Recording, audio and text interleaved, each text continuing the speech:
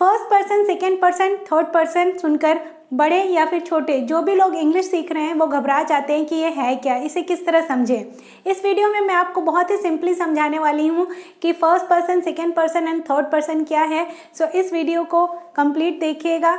इस वीडियो को देखने के बाद first person, second person and third person में कभी भी आपको कोई कन्फ्यूज़न नहीं रह जाएगा। So let's start.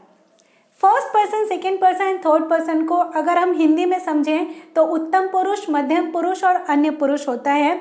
इंग्लिश में जो हम प्रोनाउन पढ़ते हैं उस चैप्टर का ये पार्ट है। First person, second person and third person pronoun के लिए यूज़ किया जाता है। उसी तरह हिंदी में सर्वनाम चैप्टर में हम उत्तम पुरुष, मध्यम पुरुष और अन्य पुरुष के बारे में पढ़ते हैं। तो फर्स्ट पर्सन को हिंदी में उत्तम पुरुष बोला जाता है, सेकेंड पर्सन को हिंदी में मध्यम पुरुष बोला जाता है और थर्ड पर्सन को हिंदी में अन्य पुरुष बोला जाता है।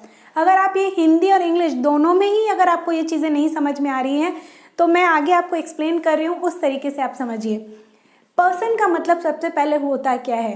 पर्सन का मतलब होता है आदमी या फिर औरत जो भी बात कर रहे हैं। कोई भी व्यक्ति, किसी भी व्यक्ति के बारे में यहाँ पर बात हो रही है, जो भी लोग बात कर रहे हैं। प्रोनाउन में हम क्या पढ़ते हैं? I, we, you, he, she, it, यही सारी चीज़ें पढ़ते हैं। तो ये किसके लिए यूज़ होता है? ये प्रोनाउन पर्सन के लिए यूज़ होता है, लोगों के लिए यूज़ हो रहा है। इसे अगर हम आगे समझें तो दो लोगों की जो बातचीत होती है उसे स्पीच बोलते हैं। इंग्लिश में उसे स्पीच बोला जाता है। स्पीच का मतलब सिर्फ बोलना नहीं होता है कि हम कहीं स्टेज पे जाकर स्पीच दे रहे हैं, वो नहीं। स्पीच मतलब कोई भी पैराग्राफ या फिर बातचीत का कोई भी हिस्सा, उसे स्पीच बोलते हैं। तो जो बातचीत है वो ओरल भी हो सकती है और रिटन भी हो सकती है। सो उस बातचीत में नॉर्मल सी बात है कि पर्सन्स ही शामिल होंगे। तो वो जो पर्सन है उसी आदमी के बारे में यहाँ पर बात की जा रही है। किसी भी स्पीच में, किसी भी बातचीत में ये तीन पर्सन्स ही होते हैं।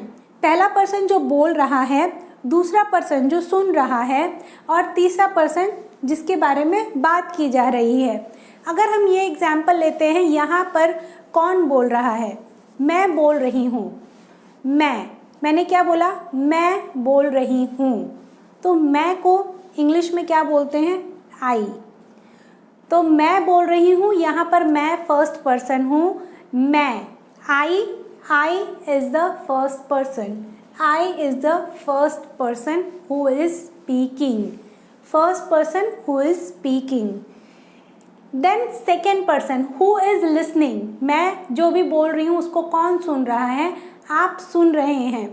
तो आप मतलब यू, आपको इंग्लिश में यू बोलते हैं या फिर तुम को इंग्लिश में यू बोलते हैं। तो तुम या फिर आप यहाँ पर सेकेंड पर्सन है who is listening. Who is second person?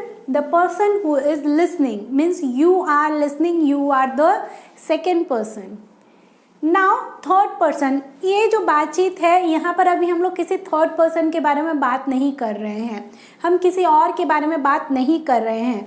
But यहीं अगर कुछ स्टूडेंट बैठे हैं और उनके बारे में अगर मैं बात करती हूँ, दे आर स्टूडेंट्स, और अगर मैं बोलती हूँ ही इज़ अ स्टूडेंट, तो क्या यूज़ किया मैंने?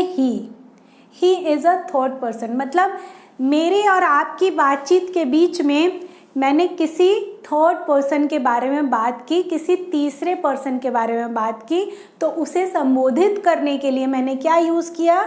ही, शी, इट। ज़्यादा बच्चे हैं, दे आर स्टूडेंट, तो प्लूरल के लिए मैंने दे यूज़ किया। उसी तरह अगर आई, यहाँ पर सिर्फ मैं अकेली पढ़ा रही हूँ और अकेली ही बोल रही हूँ। बट अगर मेरे साथ में कोई और दूसरे टीचर भी खड़े हैं तो हम बोलेंगे we are teaching, we are speaking, तो वो हो जाता है प्लूरल। आई सिंगुलर है और वी प्लूरल हो जाता है। मतलब first person I is singular, first person we is plural. Means when two people और मोर पीपल आर टॉकिंग, तो वहाँ पर हम वी यूज़ करते हैं फर्स्ट पर्सन के लिए। देन यू, आप सुन रहे हैं या फिर आप लोग सुन रहे हैं या फिर बहुत सारे लोग सुन रहे हैं, तो उसे हम यू बोलते हैं। इंग्लिश में यू का प्लूरल भी यू ही होता है। तो second person who is listening, you are listening. And then third person, जैसा कि मैंने बताया, ही, शी, इट।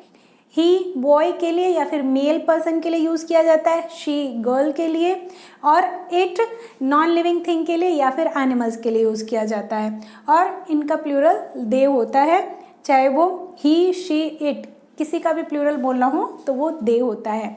और ये हो गया हमारा थर्ड पर्सन। अगर हम एक और एग्जाम्पल लेते हैं, यहाँ सिर्फ मैं अकेली बोल रही हूँ, बट अगर दो लोग बात कर रहे हैं, अगर आप भी मुझसे बात कर रहे हैं, उस समय जिस समय आप बोलते हैं आप फर्स्ट पर्सन हो जाते हैं। आप जब बोलेंगे तो कैसे बोलेंगे?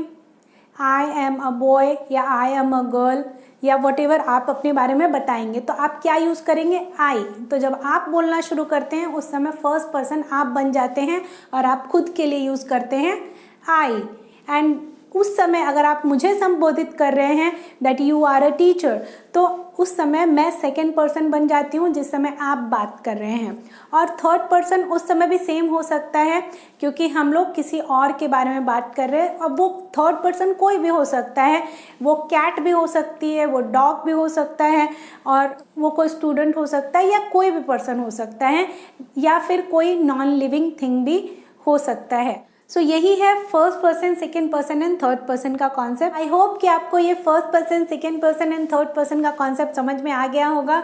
अगर समझ में आ गया तो इस वीडियो को लाइक कीजिए, शेयर कीजिए, और अगर यूट्यूब पे आप इस वीडियो को देख रहे हैं तो मेरे चैनल को सब्सक्राइब कीजिए, और अगर फेसबुक पर देख रहे हैं तो मेरे पेज ऋचा मेहता एजुकेशन को फॉलो कीजिए।